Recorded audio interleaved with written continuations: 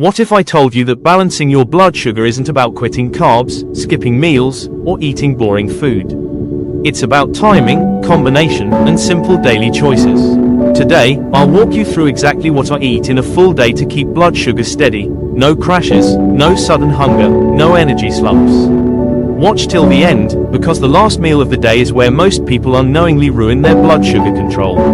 Blood sugar spikes don't just affect people with diabetes. They cause fatigue, brain fog, belly fat, cravings, mood swings, and over time, insulin resistance. The goal isn't low blood sugar. The goal is stable blood sugar, a slow rise, no sharp crash, and consistent energy all day. And that starts from the first bite of the day. I never start my day with sugar or empty carbs. Instead, I hydrate first. Morning drink, warm water with a pinch of salt or lemon. This supports hydration, cortisol balance, and insulin sensitivity. No sugary tea, no biscuits, because what you eat first sets your blood sugar pattern for the next 6 to 8 hours. Breakfast is where most blood sugar damage happens. My rule: protein plus fiber plus healthy fat. What I eat: eggs or paneer, 1 slice of whole grain or sourdough bread or oats, vegetables like spinach, tomatoes, or cucumber, a small amount of healthy fat, olive oil or butter. Why this works: protein slows glucose absorption, fiber blunts sugar spikes, fat delays digestion, keeping blood sugar stable for hours. No cornflakes, no white bread, no fruit. If I feel hungry, I don't reach for sugar. Smart options: a handful of nuts, Greek yogurt, 1 whole fruit, not juice. Whole fruit contains fiber, which slows sugar release. Juice, that's liquid sugar. Lunch is about balance, not restriction. My plate method: 1/2 plate vegetables, 1/4 protein, 1/4 complex carbohydrates. What I eat: chicken, fish, lentils, or beans.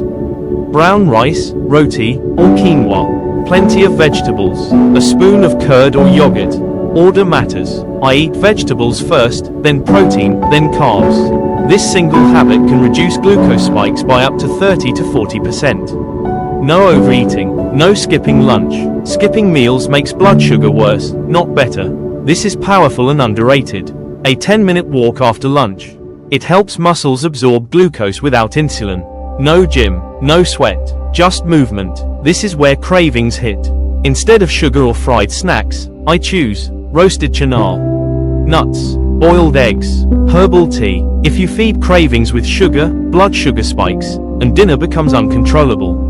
Dinner decides your next morning's sugar levels.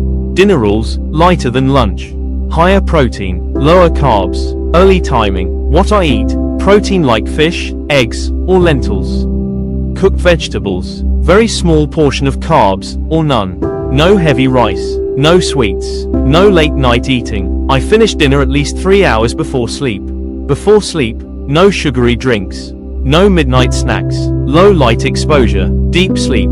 Poor sleep alone can raise blood sugar the next day, even if your diet is perfect. Balanced blood sugar isn't about perfection. It's about daily patterns. Eat smart, move a little, sleep well, and your body does the rest.